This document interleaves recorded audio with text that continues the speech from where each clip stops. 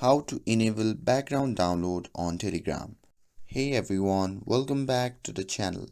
In today's video, I'll show you how to enable background downloads on Telegram so your photos and videos download automatically. So without further ado, let's get started. So first thing first, open Telegram app on your phone.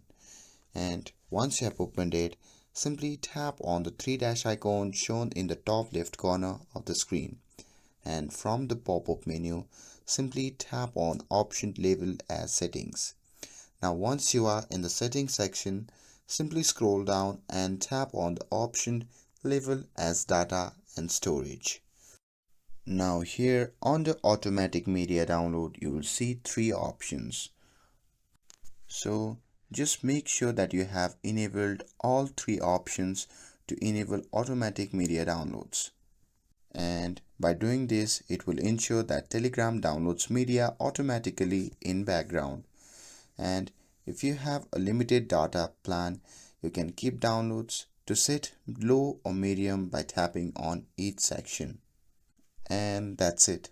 That's how you can enable background download on Telegram. With this, if you found this video helpful, then don't forget to like, share and subscribe to get updated for more videos.